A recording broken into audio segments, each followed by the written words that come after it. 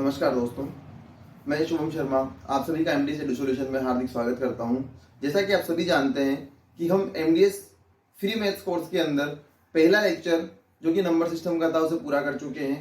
कल वीडियो के माध्यम से आप लोगों के कमेंट मैंने देखे, उसमें दो समस्याएं आप लोगों ने विशेष रूप से मेरे साथ में साझा की है, उन्हें मैं सही करने का प्रयास कर रहा हूँ। पहली समस्या आप लोगों की थी कि सर वीडियो में पीछे जो अक्षर लिखे हुए हैं वो क्लियर नहीं दिख रहे हैं। मैं आप लोगों को बता दूं, वीडियो पूरा एचडी में है, अक्षर आपको बिल्कुल क्लियर दिखेंगे। मैंने जो अपलोड किया है वो एचडी में किया है। हो सकता है आपका नेटवर्क स्लो हो, ऑटो मोड पर वो थोड़ा कम पिक्सल्स में चल रहा हो, इसलिए आपको प्रॉब्लम है। यदि किसी को भी देखने में कोई दिक्कत आ रही है तो वो अपने वीडियो की जो क्वालिटी है उसे थोड़ा सा बढ़ा करके देखें, आपको कोई प्रॉब्लम नहीं आएगी। दूसरी प्रॉब्लम ये थी कि सर बोर्ड पर थोड़ा सा फोकस बार बार अप डाउन हो रहा है, उसका सॉल्यूशन मैंने कर दिया है। आप लोग इस वीडियो को देख करके बताएं कि किस तरह से उसका सॉल्यूशन हुआ है अथवा नहीं हुआ है। ठीक है, हम अब टॉपिक पर आते हैं। जिस तरह से आप लोगों ने कल की वीडियो को देखा, उसमें देखा होगा कि नंबर्स के कुछ टाइप्स जैसे प्राकृत संख्या, पूर्ण संख्या और पूर्णांक संख्या हम लोगों ने पढ़ी। उसके बाद इसके गुणधर्मों के बारे में हमने विचार किया। आज संख्याओं के कुछ छोटे छोटे प्रकार जो रह गए थे उन्हें हम पढ़ेंगे, और उसके अलावा थोड़ा सा हम संख्याओं के योग के विषय में भी चर्चा करेंगे। ज़्यादा समय न लेते हुए वीडियो को शुरू करते हैं और इस क्लास को आगे बढ़ाते हैं। जैसा कि मैंने आप लोगों को बताया कि आज हम संख्याओं के कुछ प्रकार जो रह गए थे उन्हें पढ़ेंगे, जिनके अंदर हम सबसे पहले पढ़ते हैं एक सामान्य सा प्रकार,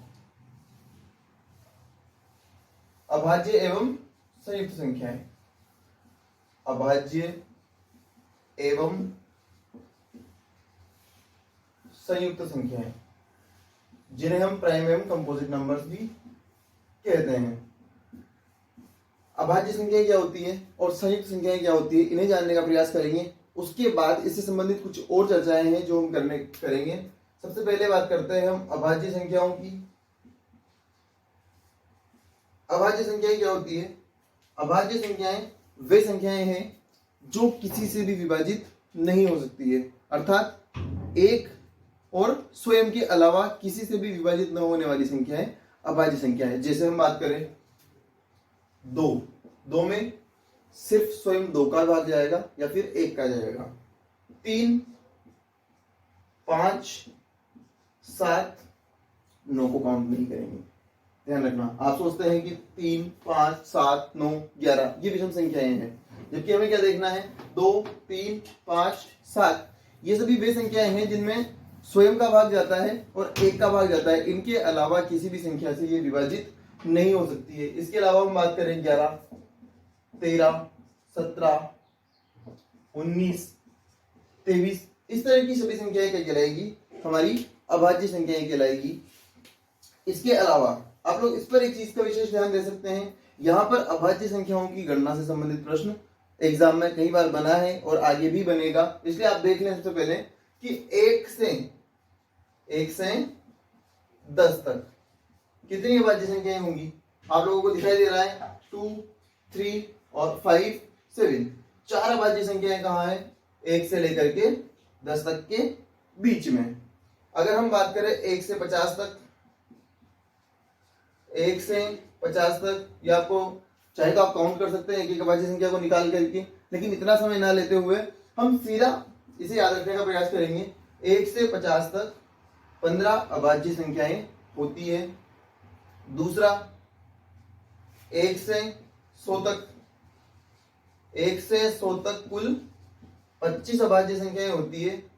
अब देखिए 1 से 50 तक 15 है और 1 से 100 तक 25 है, अर्थात हम कह सकते हैं कि 50 से 100 के बीच में, या ये कह दीजिए कि 51 से 100 के बीच में 10 अभाज्य संख्याएं होती है।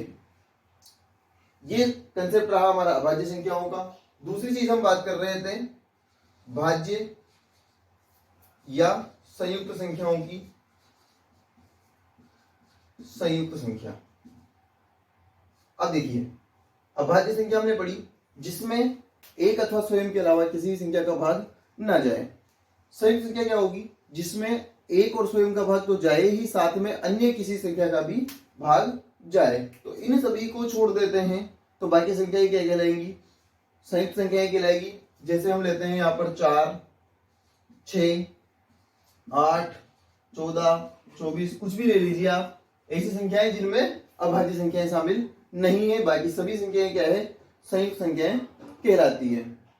एक विशेष चीज यहाँ पर अभाज्य संख्याएं और संयुक्त संख्याओं में आप ध्यान रखेंगे, और वो क्या ध्यान रखने वाली चीज है, देखिए मैंने यहाँ पर अभाज्य संख्याओं में 2, 3, 5, 7, 11 को लिखा, और भाज्य संख्याओं में 4, 6, 8 और भी बहुत सारी चीजें लिखी, लेकिन एक को किसी में भी शामिल नहीं किया। अर्थात हम कह सकते हैं कि एक न तो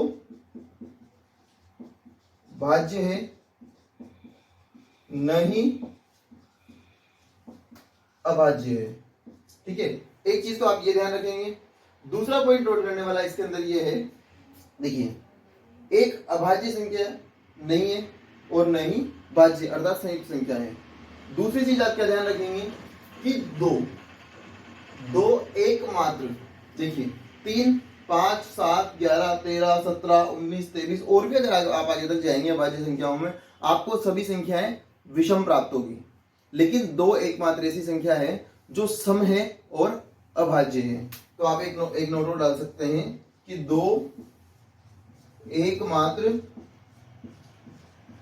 सम अभाज्य संख्या है, सम अभाज्य संख्या है।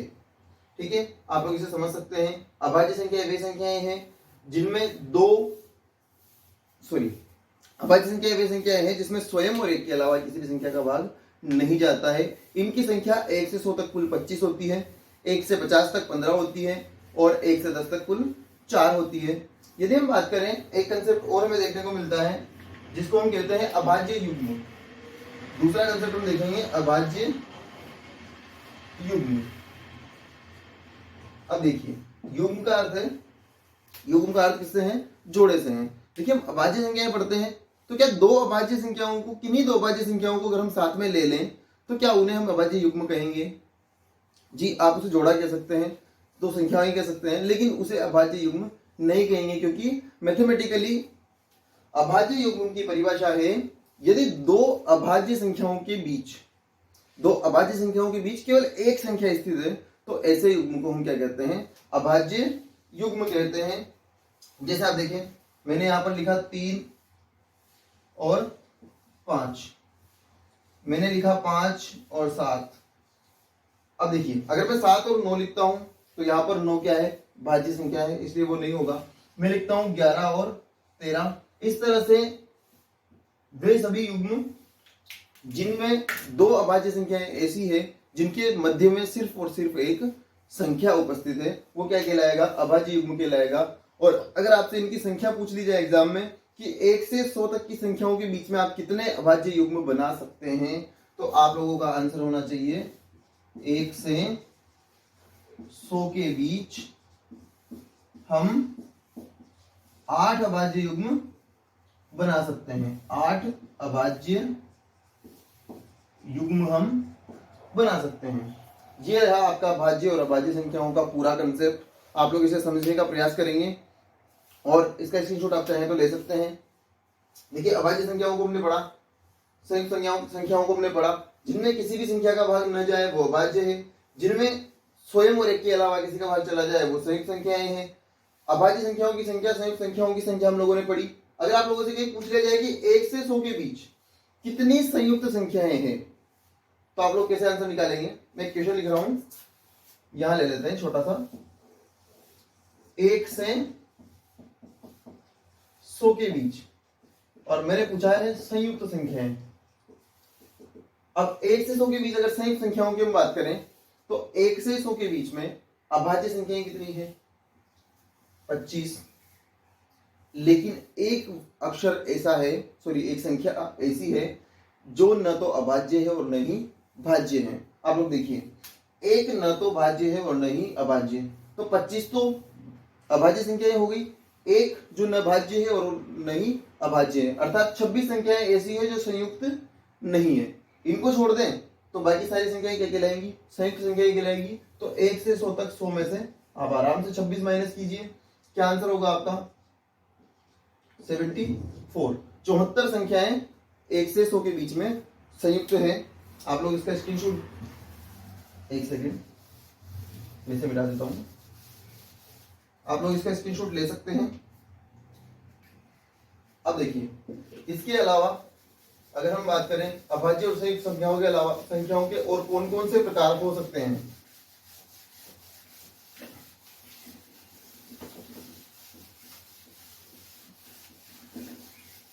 इसके अलावा हम पढ़ते हैं सम और विषम संख्याएं।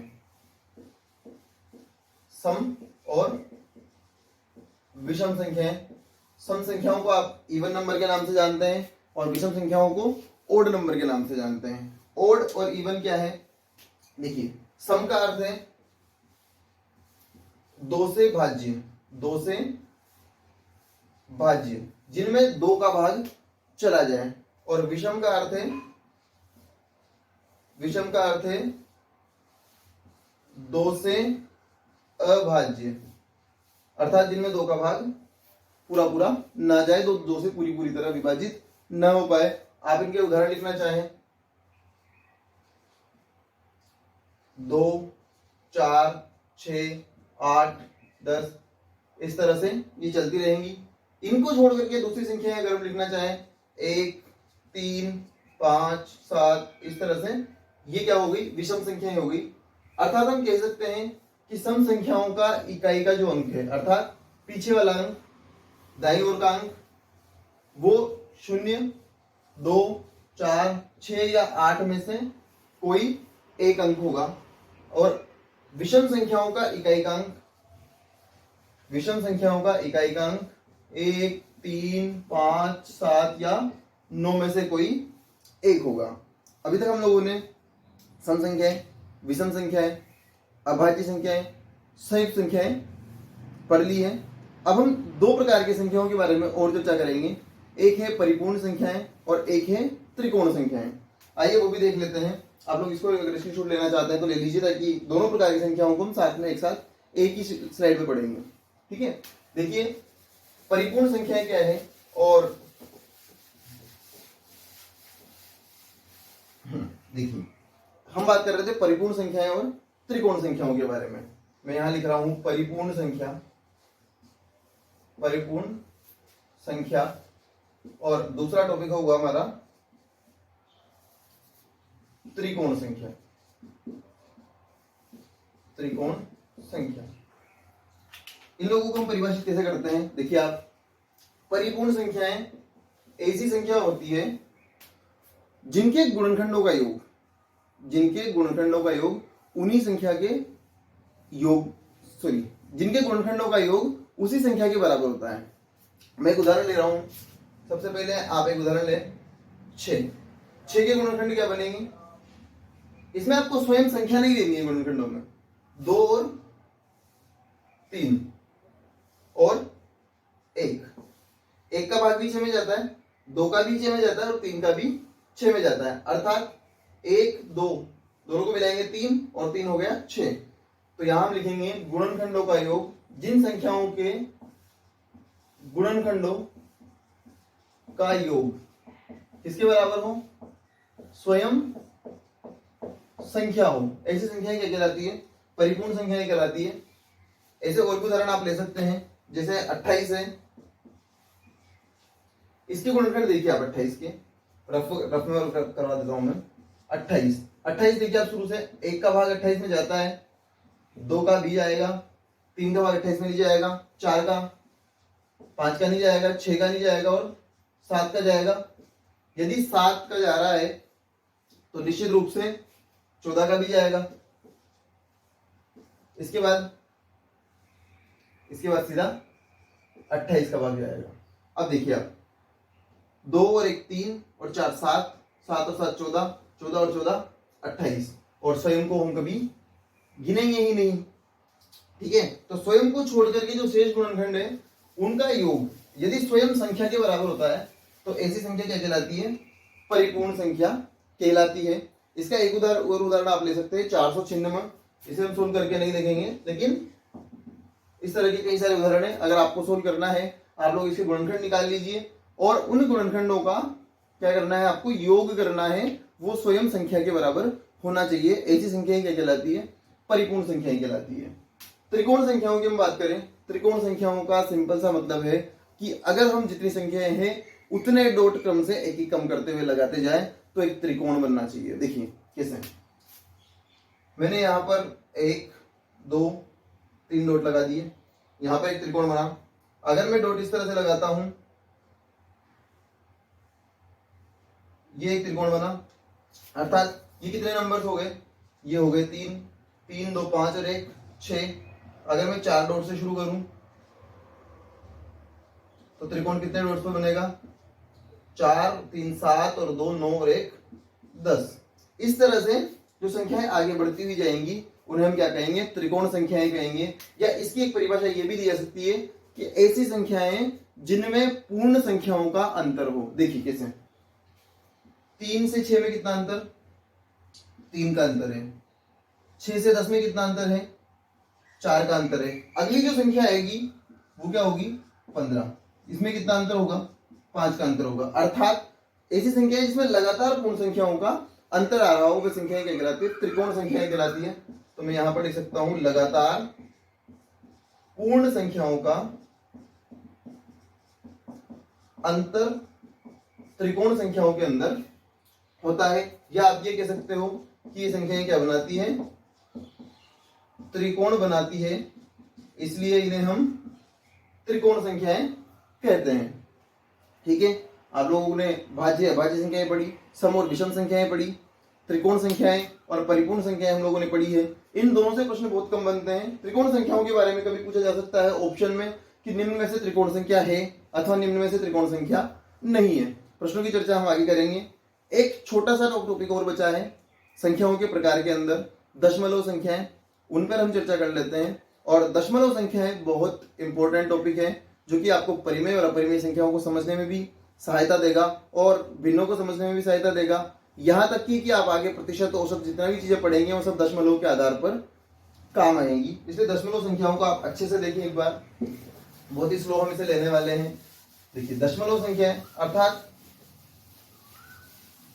दशमलव संख्याओं से तात्पर्य क्या है, जो अभी तक हमने पढ़ा है ये उससे थोड़ा सा अलग है। क्यों अलग है, देखिए सबसे पहले हम टॉपिक है हमारा दशमलव संख्या। अब देखिए अभी तक हमने क्या पढ़ा, हमने पूर्ण संख्याएं पढ़ी, पूर्णांक संख्याएं पढ़ी और प्राकृत संख्याएं पढ़ी। इन सभी संख्याओं का मान पूर्ण है, 1 है 2 है 4 है 6 है, जो भी है पूर्ण है। लेकिन दशमलव संख्याओं के लिए मान पूर्ण होना आवश्यक नहीं है, जिसे मैं बता रहा हूं 2.4। ये क्या है, दशमलव संख्या है, इसे हम पूर्ण नहीं कह सकते। दशमलव संख्याओं का उदाहरण हम ले रहे हैं यहाँ पर 2.4, 1.67, 1.433333। ये अगर इस तरह से चलती जाती है तब भी हम इसे क्या कहेंगे, दशमलव संख्या ही कहेंगे। अब देखिए दशमलव संख्याओं में विशेष समझने वाली क्या चीज है, समझने वाली चीज है इन दशमलव संख्याओं में भी छोटे छोटे बहुत प्रकार हम देख सकते हैं, जैसे इसके आवर्ती के आधार पर और टर्मिनेट, जिसे रिपीटिंग और नॉन रिपीटिंग कहते हैं हम, आवर्ती और अनावर्ती। देखिए कैसे, यदि मैं बात करता हूं आवर्ती दशमलव की, आवर्ती दशमलव अर्थात ऐसी संख्याएं जिसमें दशमलव के बाद निश्चित स्थानों के बाद आवर्ती होती है। जैसे आप लोगों के सामने मैं यहां पर एक संख्या लिख देता हूं 2.424242। इस तरह से अगर आप चलेंगे तो ये 424242 की आवृत्ति बार बार निश्चित स्थानों के बाद हो रही है। प्रत्येक 2 स्थान पर क्या आ रहा है, दूसरे नंबर पर 4 आ जाता है, हर दूसरा अंक 4 है। तो इसका मतलब ये हो गया कि आप इसे इस तरह से लिख सकते हैं 2.42, इसके ऊपर बार लगा दें। इस बार का अर्थ है कि ये एक आवर्ती दशमलव संख्या है। आवश्यक नहीं है कि यहां दशमलव के बाद सिर्फ 2 ही संख्याएं रिपीट हो। 0.123 बार अगर लिखा हुआ है इसका मतलब है कि 1 2 3 का रिपीटेशन बार बार है, ये आवर्ती दशमलव संख्या है। 0.123 123 123 इस तरह से ये लगातार चलेंगी। एक उदाहरण और लिख लेते हैं 0.1 147 और बार है 47 पर, अर्थात दशमलव के बाद एक नियत है, एक ही बार है, उसके बाद 4747 की आवृत्ति हो रही है। तो इसे हम लिखेंगे 0.147 47 47 और इस तरह से ये आगे चलता जाएगा। अब हम बात करते हैं अनावर्ती दशमलव। अनावर्ती दशमलव, यहां आवर्ती न होगी। आवर्ती दशमलव में हमने देखा कि दशमलव के बाद निश्चित स्थानों पर अंकों की आवर्ती हो रही है, लेकिन अनावर्ती दशमलव जो है इसमें अंकों की आवर्ती नहीं होगी। यहां क्या होगा, या तो ये रुक जाएगी या फिर अगर कंटिन्यू भी चलेगी तो भी इसमें आवर्ती नहीं होगी। जैसे मैं उदाहरण ले रहा हूं, मैंने लिखा 0.47, यहां दशमलव के बाद आप निर्धारित कर सकते हैं कि इसके 2 अंक हैं और किसी की भी आवृत्ति निश्चित स्थानों के बाद नहीं हो रही है। दूसरा 1.47047047